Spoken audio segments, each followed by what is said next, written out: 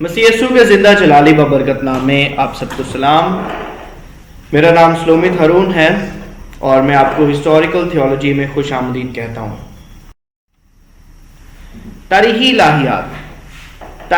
الہیات وہ نظم و ضبط ہے جس کا کام مختلف تاریخی اور ثقافتی سیاق و سباق کے اندر مسیحی الہیات کے نصاب کو وقت کے ساتھ بیان کرنا ہے۔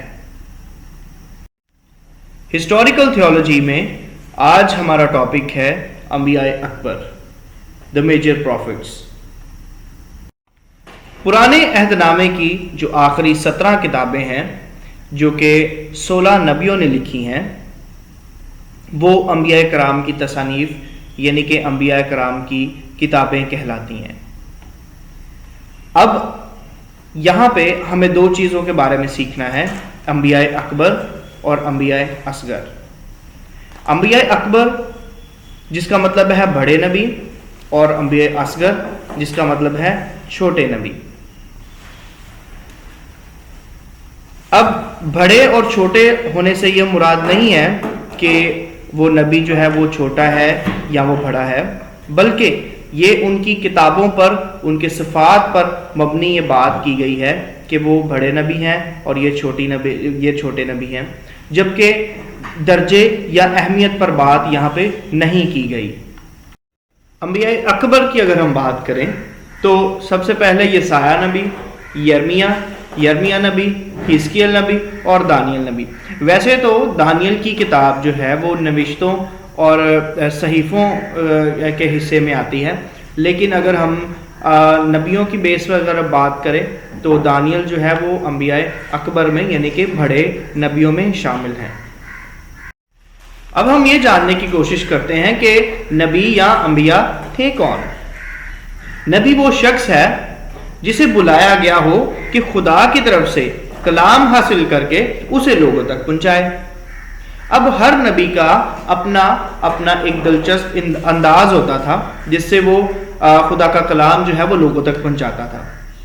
سب سے پہلے تو ہر نبی نے جو بھی خدا کا پیغام آیا ہے اس کو انہی الفاظ کے ساتھ بیان کیا ہے کہ خداوند فرماتا ہے، خدا فرماتا ہے، خدا مجھ سے ہم کلام ہوا، خدا آپ سے یہ کہنا چاہتا ہے۔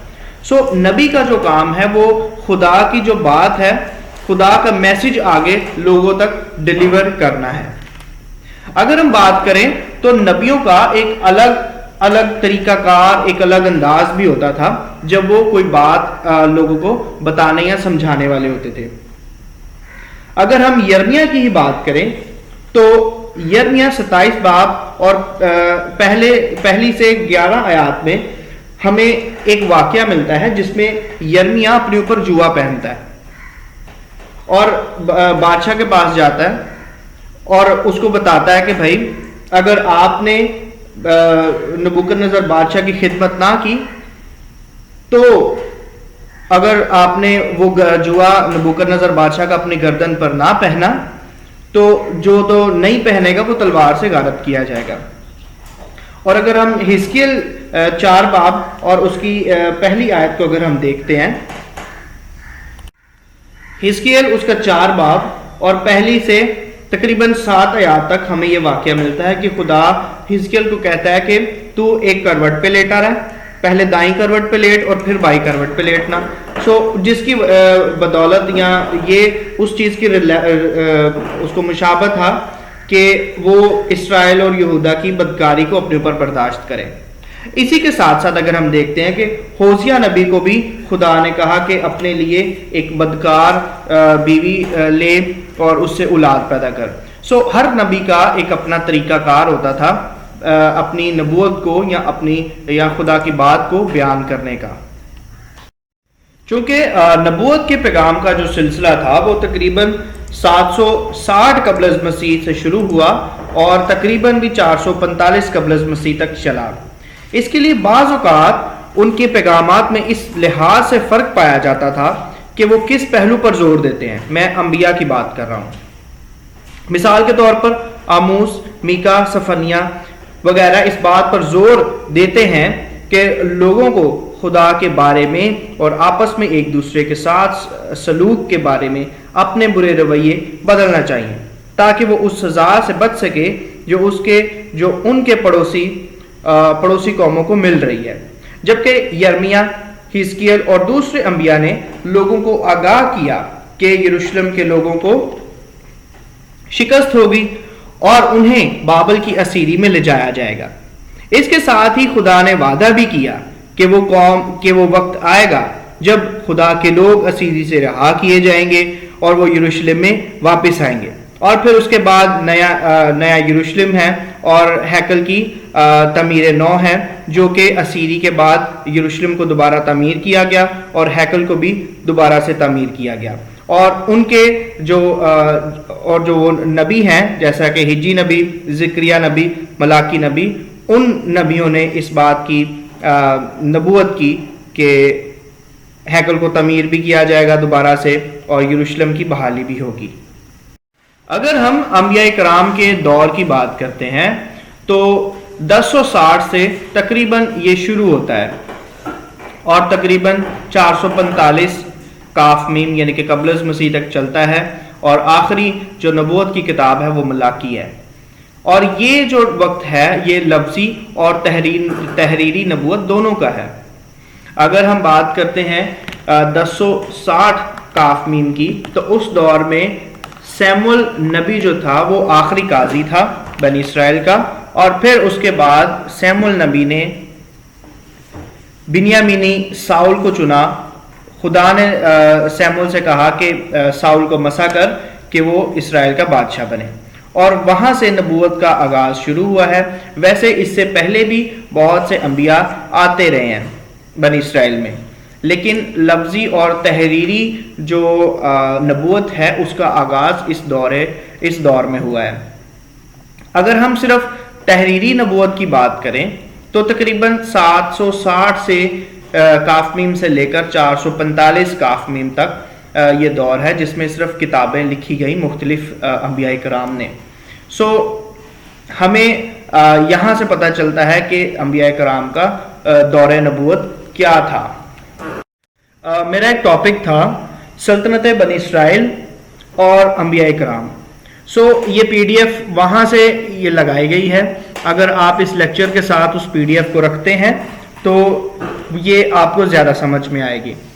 علیشہ نبی اور ایلیا نبی کے بعد جب یہ سایہ نبی آئے ہیں تقریباً 760 قبل از مسیح میں، تو وہاں سے تحریری نبوت کا آغاز ہوا ہے. یسایہ نبی کی کتاب، یسایہ نبی کا صحیفہ یا یسایہ نبی کی نبوت کی کتاب. یسایہ کا جو عبرانی مطلب ہے وہ یہ ہے کہ یہوہ نجات دیتا ہے. اگر ہم یسایہ نبی کی بات کرتے ہیں یا یسایہ نبی کی کتاب کا تاریخی پس منظر دیکھتے ہیں تو یسایہ نبی کے بارے میں کہا جاتا ہے کہ زمانہ قدیمی سے یسایہ نبی کو عہد عتیق کے انبیاء میں ممتاز ترین مقام حاصل رہا ہے. اس کو عطاران نبوت کا شاہین یا عہد قدیم کا مبشر بھی کہا جاتا ہے. یہ اعلیٰ اسلوب بیان کا اور اعلیٰ خیالات کا ہی صرف مرتب نہیں ہے بلکہ روحانی گہرائی کا بھی حامل ہے. 8ویں صدی قبل از مسیح یعنی کہ یسوع مسیح کی پیدائش سے تقریباً 7 سے 8 سال پہلے یسایہ نبی کا دور تھا. اور یسایہ نبی یہودا کی سلطنت کے یہودا کے بادشاہ عزیہ، یوتام، آخز اور حزقیہ بادشاہ کے دور میں یسایہ نبی نے نبوت کے کام کو سر انجام دیا تھا. ہم دیکھتے ہیں یسایہ پہلا باب اور اس کی پہلی آیت میں لکھا ہے، یسایہ بن آموز کی رویا جو اس نے یہودا اور یروشلم کی بابت یہودا کے بادشاہوں عزیہ اور یوتام اور آخز اور حزقیہ کے ایام میں دیکھی. اس ریفرنس سے یہ کنفرم ہو جاتا ہے کہ یسایہ نبی کا جو نبوتی دور تھا وہ یہودا کے ان 3 بادشاہوں کے دور کا ہی تھا. میرا لیکچر سلطنت بنی اسرائیل اور انبیاء کرام، وہاں سے اگر آپ ان پیپرز کو اپنے سامنے رکھتے ہیں تو آپ کو آسانی سے سمجھ آ سکتا ہے کہ یسایہ نبی کا جو دور تھا وہ عزیہ بادشاہ کے دور میں، یعنی کہ 700 کے قریب یسایہ نبی کا نبوتی دور شروع ہوا، اور عزیہ بادشاہ کا جو دور تھا جس میں انہوں نے یہودا پر سلطنت کی، وہ 781 سے 740 ہیں۔ اس کے بعد یوتام بادشاہ آ گیا 740 سے انہوں نے 736 قبل از مسیح تک سلطنت کی۔ اس کے بعد آخز بادشاہ، اور اس کے بعد صدقیہ بادشاہ۔ یسایہ نبی کی کتاب کے اگر ہم مصنف کی بات کرتے ہیں تو وہ بھی یسایہ نبی خود ہی اپنی کتاب کے مصنف ہیں، اور اس کو عبرانی زبان میں تحریر کیا گیا۔ نبی کا جو مقام نبوت تھا وہ یروشلم تھا۔ نبی نے یروشلم میں رہ کے یروشلم کے بادشاہوں جیسا کہ عزیہ، یوتام، آخز اور حزقیہ اور تمام یروشلم کے بارے میں انہوں نے نبوتیں کی ہیں، ان کا جو مقام نبوت ہے وہ یروشلم ہے۔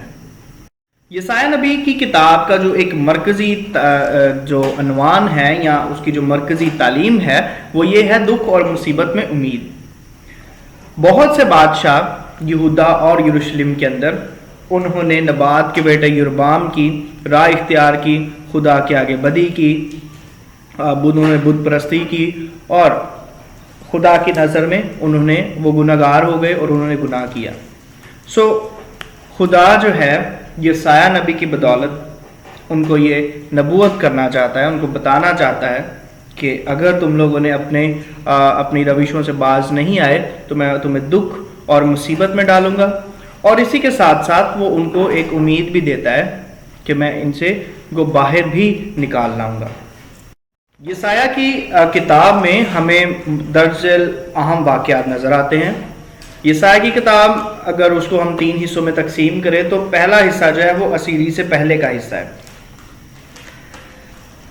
جس میں یہودا کے بارے میں یا ان کے خلاف پیشن گوئیاں کی گئی ہیں کہ اگر تم لوگ اپنی روشوں سے باز نہیں آؤ گے تو خدا تم لوگوں کو مصیبت میں ڈال دے گا۔ اس کے بعد ہمیں حزقیہ بادشاہ کے ایام نظر آتے ہیں کہ کیسے حزقیہ بادشاہ چنا گیا، کو چنا گیا، اور وہ اس کے دور میں جو اسیری ہے وہ واقع ہوئی ہے۔ اس کے بعد جو دوسرا حصہ ہے وہ یہ ہے جی اسیری میں یہودا کے لیے خوشخبری۔ جب بنی اسرائیل اسیری میں چلے گئے تھے یہ تب کے لیے ان کی ایک خوشخبری ہے۔ اس کے بعد ہمیں اس کتاب میں بابل کی شکست کا بھی ذکر ملتا ہے کہ کیسے خدا بابل کو تباہ و برباد کرے گا اور یروشلم کی تعمیر نو، یعنی کہ یروشلم کب جو ہے وہ دوبارہ سے بحال کیا جائے گا۔ یسایہ نبی کی کتاب کا جو تیسرا حصہ ہے وہ اسیری کے بعد کا حصہ ہے۔ اس میں ہمیں پتہ چلتا ہے کہ کیسے خدا اسیری کے بعد خدا کی ایک نئی امت کے ساتھ وعدے ہیں، ان کے لیے یہ شرائط ہیں کہ اگر تم اپنے گناہوں سے باز رہو گے، خدا سے جڑے رہو گے، لگے رہو گے، تو خدا تمہیں سرفراز کرے گا، اور اس کے لیے ایک خدا نے ان کو وعدہ بھی دیا ہے۔ یرمیہ نبی کی کتاب۔ یرمیہ اس زمانہ میں نبی برپا ہوا جب خدا کی امت ایک زبردست تبدیلی کے دور میں سے گزر رہی تھی۔ نئی اور پرانی سلطنتوں کے خطے میں دسترس برقرار رکھنے کی جستجو اور کشمکش کی چکی میں یہودا کی ایک چھوٹی سی مملکت اکثر پستی رہتی تھی۔ یرمیہ نبی کی کتاب کا جو تاریخی پس منظر ہے، یرمیہ نبی کا دور 7ویں صدی کے آخر اور 6 صدی قبل از مسیح کے شروع میں گزرا ہے۔ نبی نے لوگوں کو خبردار کیا کہ بت پرستی کے باعث تم پر آفتیں آئیں گی۔ نبی کی نبوت بابل کے قبضہ، یروشلم اور ہیکل کی بربادی کے ساتھ تکمیل ہوئی۔ نبی نے اسیری سے واپسی اور یہودا کی بحالی کی بھی پیشن گوئی کی تھی۔ اگر ہم یرمیہ نبی کے دور نبوت کی بات کریں تو جب یہودا کا بادشاہ یوسیہ سلطنت کر رہا تھا تو اس کی سلطنت کے 13ویں سال میں یعنی کہ 627 کاف میم میں یرمیہ نبی نے اپنی نبوت کا آغاز کیا اور 627 کاف میم سے لے کے سقوط یروشلم تک یا اس کے بعد تک بھی یرمیا کا دور رہا اور خدا اس سے ہم کلام ہوتا رہا۔ یرمیا کا دور نبوت، یرمیا پہلا باب اور اس کی پہلی اور 2 آیت میں ہم پڑھتے ہیں، ہمیں پتہ چلتا ہے جس پر خداوند کا کلام شاہ یہودا یوسیہ بن امون کے دنوں میں اس کی سلطنت کے 13ویں سال میں نازل ہوا۔ جب یوسیہ بادشاہ کا 13واں سال تھا تو اس وقت جو سال چل رہا تھا وہ 627 تھا، 627 کاف میم، اور جب یوسیہ بادشاہ نے اپنی سلطنت کا آغاز کیا ہے تو 640 کاف میم تھا، یعنی کہ 640 سے 13 سال کے بعد غالباً 627 کاف میم بنتا ہے، تو تب یرمیا نے اپنی خدمت کا، اپنی نبوت کا آغاز کیا۔ اور اس میں اس کے بعد یوسیہ بادشاہ، یوآخز بادشاہ، یہودا کا بادشاہ یہو یاکین، اس کے بعد یہو یاکین بادشاہ اور آخری صدقیہ بادشاہ۔ جیسا کہ میں آپ کو پہلے بتا چکا ہوں کہ یوسیہ جو یہودا کا بادشاہ تھا اس کا جو دور حکومت ہے وہ 640 میں شروع ہوا اور یرمیا 627 میں آیا، جب یوسیہ کو سلطنت کرتے ہوئے 13 سال ہو چکے تھے۔ اس کے بعد یوآخز، یہو یاکین اور صدقیہ، اور اس کے صدقیہ کے بعد جو ہے وہ تیسری اسیری ہوئی جس میں مکمل طور پر یروشلم تباہ ہو گیا۔ یرمیا نبی کی کتاب کا جو مصنف ہے وہ خود یرمیا نبی ہی ہیں، جو کہ ابیاتر کی نسل کے ایک کاہن تھے۔ یرمیا نبی کا جو مقام نبوت تھا وہ انتوت اور یروشلم تھا۔ اگر ہم یہ یرمیا اس کا پہلا باب اور اس کی پہلی آیت کو پڑھتے ہیں تو ہمیں پتہ چلتا ہے یرمیا بن خلقیہ کی باتیں، جو بنیامین کی مملکت میں انتوتی کاہنوں میں سے تھا۔ وہ انتوتی کاہنوں میں سے تھا، انتوتی ایک جگہ کا نام ہے اور اس کا تعلق وہاں سے تھا۔ اسی لیے ہمیں یہ بھی پتہ چلتا ہے کہ یرمیا کاہن بھی تھا اور اس کی خدمت یا اس کی جو نبوت تھی وہ انتوت میں اور اس کے بعد یروشلم میں بھی تھی۔ بائبل مقدس کے مطابق اگر یرمیا نبی کی کتاب کی مرکزی تعلیم دیکھی جائے تو وہ نیا عہد ہے، کہ خدا اپنے لوگوں کے ساتھ ایک نیا عہد باندھتا ہے۔ پرانا عہد لوگوں نے بت پرستی کی وجہ سے توڑ دیا، خدا نے ان کو اسیری میں بھیج دیا، خدا نے ان کو سزا دی، مصیبتیں ان پر نازل ہوئیں، اب خدا ان کے ساتھ ایک نیا عہد بھی باندھنا چاہتا ہے۔ اگر ہم یرمیا کی کتاب کے اہم واقعات کی بات کریں تو سب سے پہلے کہ خدا نے یرمیا کو بلایا، نبی ہونے کے لیے چنا۔ یہودا کے بادشاہوں کی انتباہ اور نبوت، جیسا کہ یرمیا نبی کے دور میں، ان کی نبوت کے دور میں 5 یہودا کے بادشاہ تھے اور ان کے خلاف خدا نے یرمیا نبی کو استعمال کیا کہ ان کے خلاف بارے نبوت کریں، ان کو نبوت کریں اور ان کی انتباہ اور ان کو ٹھیک کریں۔ جو دوسری بات ہے کہ خدا نے دوسری قوموں کے خلاف بھی نبوت کی ہے، ہمیں اس میں بابل کے خلاف نظر آتی ہے، مصر کے خلاف نظر آتی ہے، ادوم کے خلاف نظر آتی ہے۔ تو آخر میں ایک اور چیز ہے سقوط یروشلم، ہمیں اس میں یروشلم کی مکمل بربادی کے بارے میں بھی پتہ چلتا ہے، اور اسی کے ساتھ ساتھ ہیکل کی بربادی، یروشلم کی بربادی، شہر کی ساری فصیلوں کو توڑ دینا اور بہت سے یہودیوں کو، یہودی خاندانوں کو اسیری میں لے جانا بھی ہمیں اس بائبل میں، ہمیں اس کتاب کے اندر نظر آتا ہے۔ حزقیل نبی کی کتاب، حزقیل نبی بابل میں اسیری کی زندگی بسر کر رہا تھا کہ 593 کاف میم میں اسے خدا کے جلال کا ایک رویا دیا گیا اور اسے اسرائیل کے باغی اور گردن کش لوگوں کا نبی ہونے کے لیے چنا گیا۔ حزقیل نبی کی کتاب ہمیں واضح تاریخوں کے بارے میں بتاتی ہے کہ یہ کتاب کب شروع ہوئی یا حزقیل نبی پر جو خدا کی نبوت ہے وہ کب ظاہر ہونا شروع ہوئی، یا حزقیل نبی نے نبوت کا کام کب شروع کیا۔ اگر ہم حزقیل کی کتاب پہلا باب اور پہلی آیت میں دیکھتے ہیں، 23ویں برس کے چوتھے مہینے کی 5ویں تاریخ کو یوں ہوا کہ جب میں نہر کبار کے کنارے پر اسیروں کے درمیان تھا تو آسمان کھل گیا اور میں نے خدا کی رویتیں دیکھی۔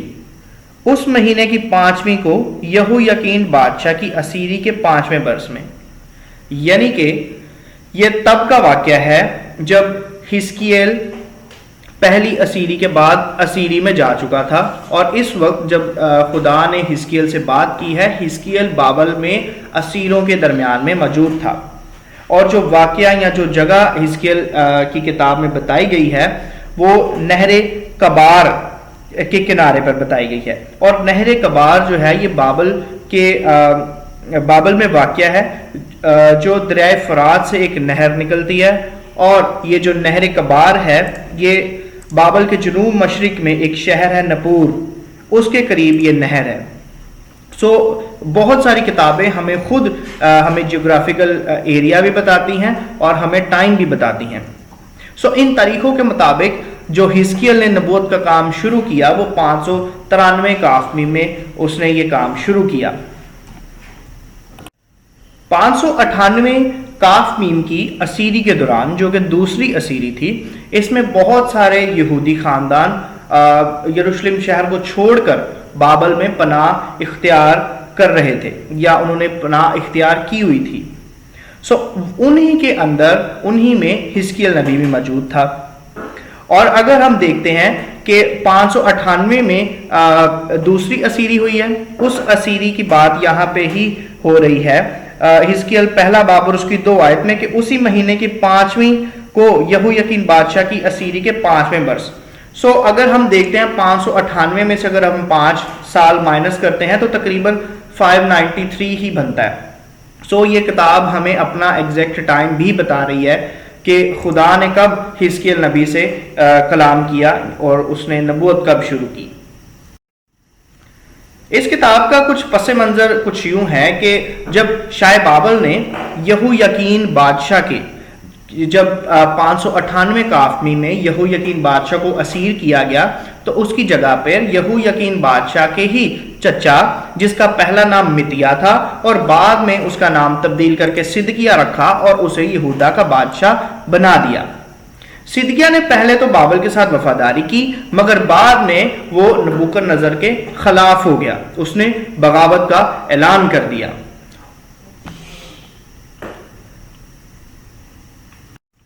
صدقیہ بادشاہ جو کہ یہودا کا آخری بادشاہ تھا، جس کو نبوکد نظر نے ہی مقرر کیا تھا یروشلم پر، جب اس نے بغاوت کا اعلان کیا، اس کے خلاف، نبوکد نظر کے خلاف بغاوت کی، تو کیا ہوا کہ نبوکد نظر نے ایک دفعہ پھر سے یروشلم پر چڑھائی کی اور یروشلم کو اور ہیکل کو مکمل برباد کر دیا۔ اور یہ جو یہودیوں کی یہ بہت بڑی شکست تھی جو کہ بابلیوں کے ہاتھ ہوئی، جس میں انہوں نے اپنا شہر بھی کھو دیا، اپنی مملکت بھی کھو دی، بادشاہت بھی کھو دی، اپنی زمین بھی کھو دی انہوں نے، اور اس کے ساتھ سب سے بڑی بات کہ انہوں نے ہیکل بھی ان کے ہاتھ سے نکل گئی، کیونکہ نبوکد نظر کے جو لوگ تھے وہ ہیکل میں سے جتنا سونا تھا، جو قیمتی چیزیں تھی، وہ سب اتار کر لے گئے تھے اور ہیکل کو انہوں نے مکمل جلا دیا تھا۔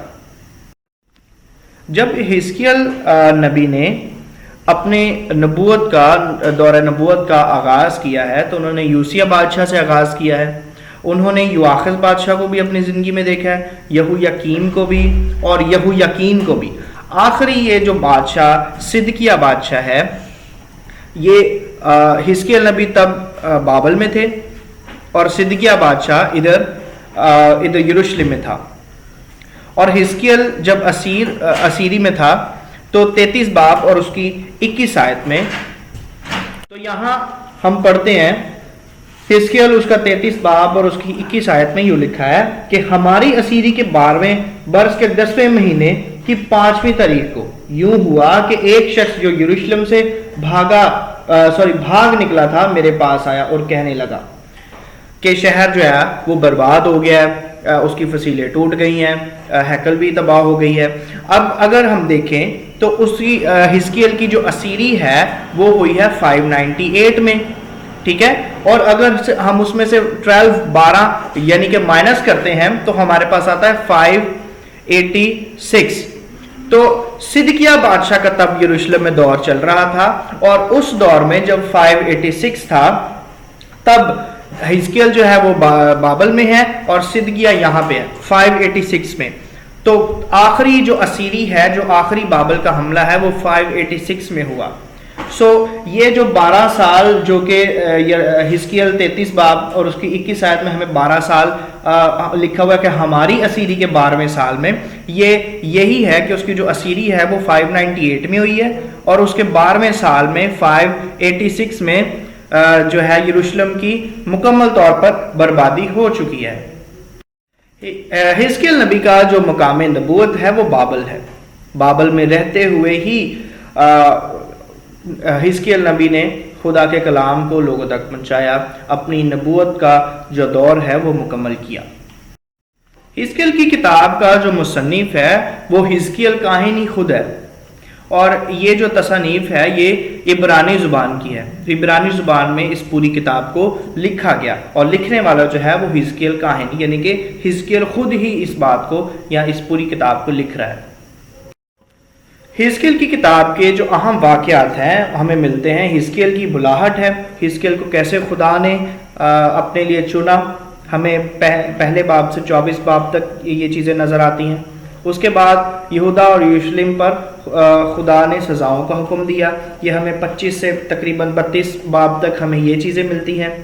اس کے بعد جو خدا نے دوسری قوموں پر جو خدا کا قہر نازل ہوگا، یا جو خدا دوسری قوموں کو سزائیں دے گا، ہمیں بھی اس کے بارے میں بھی ہمیں اس کتاب میں ملتا ہے۔ اس کے بعد خدا نے اپنی قوم کے ساتھ جو وعدے کیے ہیں کہ خدا ان کو اس ملک میں دوبارہ لے جائے گا، یروشلم کو دوبارہ بحال کرے گا۔ اس کے بعد آخر میں جو مستقبل کی ہیکل ہے اور جو نیا ملک ہے، یعنی کہ جو بحال شدہ ملک ہے اسیری کے بعد، خدا نے اس رویا کو بھی حزقیل نبی پر ظاہر کیا ہے اس کتاب کے اندر۔ دانیل نبی کی کتاب، پرانے عہد نامے کے مطابق دانیل نبی کی کتاب کو پرانے عہد نامے کا یا عہد نامہ قدیم کا مکاشفہ بھی کہا جاتا ہے، اور جو دانیل کا عبرانی میں مطلب ہے وہ ہے خدا ہمارا منصب ہے۔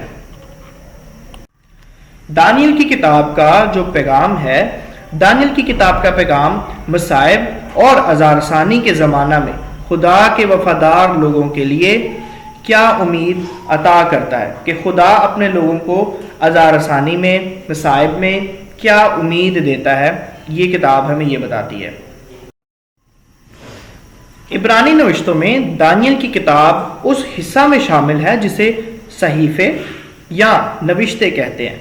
دوسری اور تیسری صدی میں کیے گئے پرانے عہد نامے کے یونانی ترجمہ میں، جسے ہفتادی ترجمہ کہتے ہیں، یہ کتاب نبوت کی کتاب میں شامل کی گئی۔ دانیل کی کتاب کو نبوت اور مکاشفہ دونوں قرار دیا جاتا ہے۔ دانیل کا وقت تب شروع ہوتا ہے جب یہودا کا بادشاہ یہویاکین سلطنت کر رہا تھا، اور اس کے تیسرے سال میں، جب سلطنت کرتے اس کو 3 سال ہو چکے تھے، یعنی کہ تیسرے سال میں 605 میں نبوکد نظر نے یہودا پر پہلا حملہ کیا، جسے پہلی اسیری بھی کہتے ہیں۔ اب جو دانیل کا جو سارا وقت ہے وہ تقریباً 605 سے ہی آگے ہمیں نظر آتا ہے، اور دانیل نبی کا جو دور حکومت تھا وہ جنوبی سلطنت کے یہودا کے بادشاہ یہویاکیم کے دور میں تھا۔ یہویاکیم بادشاہ کے ہی دور میں دانیل اور اس کے دوستوں کو اسیر کیا گیا اور سنار کے ملک میں یعنی کہ بابل میں لے جایا گیا۔ سنار کے بادشاہ نبوکد نظر کا جو دور تھا وہ 562 کافمیم سے شروع ہوا ہے اور 505 کافمیم تک چلا ہے۔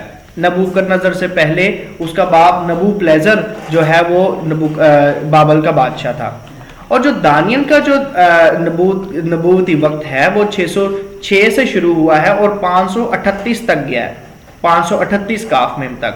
بائبل مقدس میں دانیل کی کتاب اس کا پہلا باب اور اس کی 21 آیت میں ہمیں یہ چیز واضح طور پر ملتی ہے، اور دانیل خورس بادشاہ کے پہلے سال تک زندہ رہا، یعنی کہ دانیل نے 2 حکومتوں کے دور دیکھے ہیں، 2 سلطنتوں کے دور دیکھے ہیں۔ پہلے جب نبوکدنضر بادشاہ جس نے بابل کو فتح، جس نے یروشلم کو فتح کیا، اس کا سارا یعنی کہ بابلی دور بھی دانیل نے دیکھا، اور اس کے بعد فارس کا جو بادشاہ خورس تھا اس کا بھی اس نے پہلا سال سلطنت کا دیکھا ہوا ہے۔ تو دانیل کا جو نبوتی دور ہے وہ 606 سے شروع ہوتا ہے اور 538 تک یہ اس کا وقت جاتا ہے۔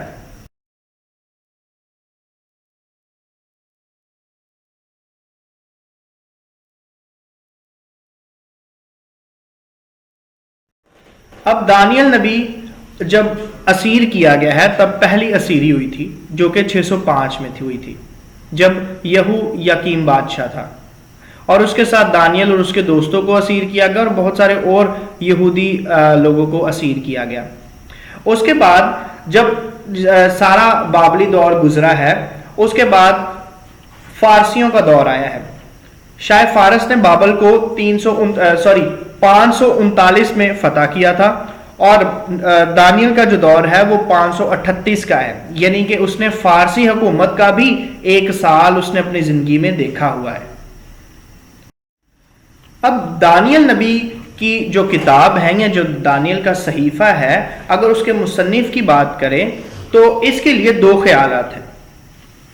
پہلا یہ کہ یہ کتاب جو ہے وہ دانیل نبی نے لکھی ہے، اوبویسلی یہ کتاب دانیل نبی نے ہی لکھی ہے۔ اگر ہم اس کی دیکھیں، اگر ہم اس بات پر غور کریں، میں نے اپنے فرسٹ لیکچر میں آپ کو بتایا تھا کہ بائبل مقدس جو ہے وہ 3 زبانوں میں لکھی گئی ہے، جو کہ عبرانی، یونانی اور ارامی ہیں۔ سو دانیل نبی کے پہلے 6 ابواب جو ہیں یہ وہی ارامی زبان میں ہیں، جس کی بنا پر ہم کہتے ہیں کہ بائبل جو ہے وہ 3 زبانوں میں لکھی گئی، انکلوڈنگ ارامی زبان۔ کیونکہ اگر ہم دانیل کی کتاب کے پہلے واقعات کو دیکھیں تو وہاں پہ دانیل ایز اے سیکنڈ پرسن آیا ہے۔ اگر ہم دیکھیں دانیل اس کا پہلا باب اور اس کی 2 آیت، اور وہ بے عیب جوان بلکہ خوبصورت اور حکمت میں ماہر اور ہر طرح کے دانشور اور صاحب علم ہوں۔ اچھا، یہاں پہ جو بات ہو رہی ہے وہ دانیل کے بارے میں بات ہو رہی ہے۔ کچھ سکولرز یہ کہتے ہیں کہ شاید یہ دانیل نے لکھی ہے، اور کچھ سکولرز کے کہتے ہیں کہ شاید کسی اور رائٹر نے بعد میں اس کے پہلے 6 باب لکھے ہیں۔ لیکن کہنے کا مطلب یہی ہے کہ یہ جو ہے یہ بالکل الہامی کتاب ہے۔ یہ بالکل ہمیں یہاں پہ یہ چیز سمجھنے کی ضرورت ہے کہ اگر یہاں پہ دانیل نے لکھی ہے تو پھر بھی ٹھیک ہے، اگر کسی اور رائٹر نے اس کے پہلے 6 باب لکھے ہیں تو پھر بھی یہ بات ٹھیک ہے۔ اب دانیل کی کتاب جو ہے وہ 2 حصوں پر مشتمل ہے۔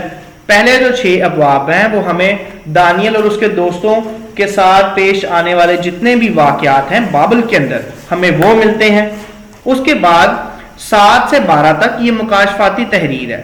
میں نے سب سے پہلے ہی آپ کو یہ بات بتائی تھی کہ دانیل کی کتاب جو ہے یہ پرانے عہد نامے کا مکاشفہ ہے۔ 7 سے 12 جو کہ عبرانی زبان میں لکھا گیا، اور یہ دانیل کے خود اپنے ہاتھ کی لکھی ہوئی یہ تحریر ہے جو کہ 7 سے 12 کی ہے۔ اگر ہم دیکھیں تو یہاں پہ ہمیں بعض اوقات یہ بارے میں دیکھنے میں ملتا ہے کہ دانیل یہ بات کہہ رہا ہے کہ میں نے رات کو رویا میں دیکھا، میں نے دیکھا، مجھ دانیل کی رویا میرے بدن میں۔ یہ باتیں یہ ہمیں پروف دیتی ہیں کہ یہ جو 7 سے جو 12 باب ہے یہ عبرانی زبان کی تحریر ہے، اور اس کے بعد اس کو لکھنے والا خود دانیل ہی ہے۔ دانیل کی کتاب کے اہم واقعات کچھ یوں ہیں کہ ہم اس کتاب میں سب سے پہلے دیکھے ہیں کہ دانیل اور اس کے دوستوں کے بارے میں، اور جتنے بھی واقعات جو بابل میں رہتے ہوئے ان کو بابری حکومت کے ساتھ پیش آتے ہیں، جیسے کہ دانیل جو ہے وہ خوابوں کی تعبیر کرتا ہے، اور پھر اس کے بعد ان کو شیروں کی مان میں ڈالا جاتا ہے، پھر اس کے بعد ان کو آگ کی بھٹی میں بھی ڈالا جاتا ہے۔ یہ تمام واقعات جو ہیں وہ ہمیں اس کے پہلے حصہ میں یعنی ایک پہلے باب سے 6 باب تک ہمیں نظر آتے ہیں۔ اس کے بعد جو دوسرا حصہ ہے جو کہ جو 7 باب سے لے کر 12 باب تک ہے، اس میں ہمیں دانیل کی رویا نظر آتی ہے، اور خدا آخری ایام کے بارے میں جو نبوتیں ہیں یا جو آخری ایام میں باتیں ہونے والی ہیں وہ دانیل پر آشکارا کرتا ہے۔ میں امید کرتا ہوں کہ آپ لوگوں کو انبیاء اکبر جو کہ یسایہ، دانیل، یرمیہ اور حزقیل ہیں، آپ کو ان کی سمجھ آئی ہوگی، آپ کو ان کے دور نبوت کے بارے میں پتہ چلا ہوگا، کون کون سے بادشاہ ان کی دور نبوت میں آئے وہ پتہ چلا ہوگا، ان کی تاریخیں یہ کن کن سالوں میں ان کا دور نبوت رہا۔ خداوند آپ کو برکت دے۔ شکریہ۔